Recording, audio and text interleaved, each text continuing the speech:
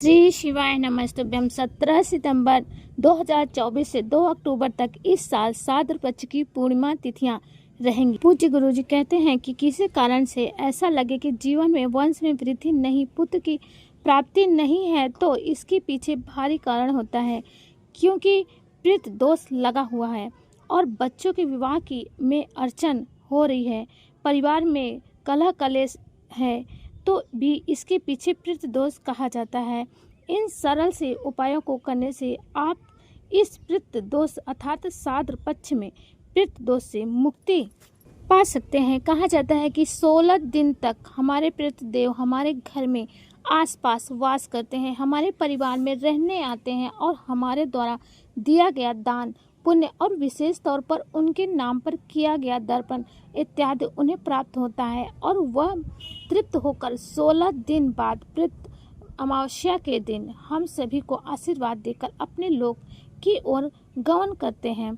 तो आप सभी कुछ भी नहीं कर सकते तो इन कार्यों को करने का प्रयत्न जरूर करना चाहिए। पूज्य गुरु जी कहते हैं कि जब पितृ दोष होता है तो परिवार में हम छोटी सी बात पर, जिस बात पर कभी सोच ही नहीं सकते, व्यक्ति उसी बात पर लड़ाई झगड़ा करते हैं, कलह कलेश होता है, घर में दिखाई नहीं देते और अत्यधिक तो पितृ दोष तृप्त नहीं होते तो वह आपसे नाराज रहते हैं। इसके कारण आपको वंश जो अपनी संतान से ये आस करेंगे कि वह भटक रहे हैं और मैं उन्हें मुक्ति दे दूं। पितृ पक्ष साल भर का आने वाला 16 दिनों का ऐसा समय होता है जो कि अद्भुत होता है। कहा जाता है कि इस समय कोई श्रेष्ठ कार्य सरलतम तरीके से किया जाए तो पितृ देवता मोक्ष को प्राप्त होते हैं, वैकुंठ और श्रीलोक में उनको निश्चित रूप से स्थान मिलता है और जीवन मरण के चक्र से मुक्ति होकर अधोगति और जो है उनकी तमाम यातनाओं से वो मुक्त होते हैं। गरुड़ पुराण में भी ऐसा लिखा हुआ है कि तो दोस्तों अब बात कर लेते हैं पहले उपाय की। यह उपाय कुल मिलाकर आपके संतान की कोई परीक्षा है, संतान चिड़चिड़ा है, कहना नहीं मानते, किसी कारण से यह संतान जो है सुख नहीं है लगता है कि पुत्र रत्न की हमें प्राप्ति हो, संतान हमें मिले, या किसी न किसी तरह के विवाह की अड़चन आपको है, तो मेरे बच्चों का विवाह नहीं हो रहा है, हो जाए, हर स्वरूप में आप दुख पा रहे हैं और आवश्यक रूप से जीवन में तकलीफ बनी हुई है, तो आपको करना है घर के दरवाजे पर दाहिनी तरफ या उल्टी तरफ रखना ज़्यादा सफल नहीं है। घर के दरवाजे पर आप सभी को एक छोटी सी कटोरी रखनी है दाहिनी तरफ। तांबे की कटोरी, जी हाँ, तांबे की, पीतल की या स्टील की, जैसी भी कटोरी हो वो प्रथम उपाय में आप रख लीजिए और उस कटोरी के अंदर आप सभी 3 चावल के दाने और 3 सफ़ेद फूल जरूर से रखिएगा। सफ़ेद फूल की महत्वता है कि जी हाँ, 3 सफ़ेद फूल 3 चावल के दाने रखने हैं घर के दरवाजे पर। अब इनको रखते हुए आपको पितरों की 3 बेटियां मैना, धन्या और कला, पितरों की 3 बेटियां हैं धन्या, मैना, कला, इनका स्मरण करना है आप सभी के। और जब रख लें इसे कम से कम रात भर रख सकते हैं, पूरे दिन भर में रख सकते हैं, इच्छा आपकी हो तो, ताकि इन 3 चावल के दानों में और 3 सफ़ेद फूल में आपके परिवार के सभी पितृ दोष समाहित हो जाएं। किसी का किया कराया है तो वह इनमें समाहित हो जाए और परिवार में जो दुख आते हैं, कष्ट आ रहे हैं, घर में कोई दोष लगा होता है तो इन चीज़ों में समाहित हो जाए। इसके बाद आपको ले जाना है इसे महादेव जी के मंदिर में।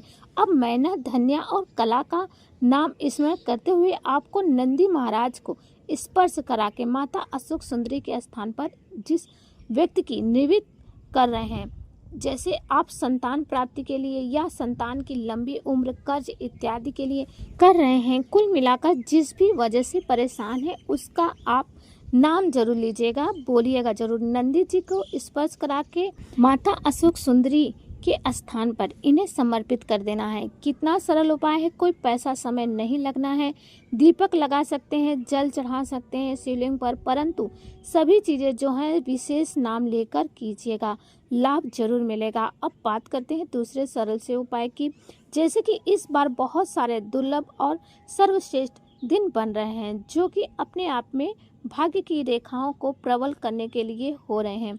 जीवन में हार रहे हैं, दुख पा रहे हैं, कष्ट कर्ज से घिरे हुए हैं और हर स्वरूप में लगता है कि वो इन चीज़ों का समाधान कैसे करें, तो आपको यह दूसरा उपाय करना चाहिए। कुल मिलाकर पुत्र प्राप्ति के लिए खास तौर पर माना जाएगा, क्योंकि पुत्र प्राप्ति में दूध भी बहुत फलदायक माना जाता है और वंश बढ़ाने में तो कच्चा दूध सहायक है। तो कच्चा दूध आपको लेना है, पूज्य गुरुजी कहते हैं, परंतु वंश वृद्धि के लिए पितृ पक्ष में अगर कच्चा दूध शिवलिंग पर चढ़ाएंगे तो उसमें एक साथ नहीं मिलाना है। कुल मिलाकर कच्चा दूध अलग एक कटोरी में रखना है और जल का लोटा अपने मटके से बाहर रखे, एक साथ नहीं मिलाना है। जल के लोटे में कच्चा दूध मिलाकर नहीं ले जाना है।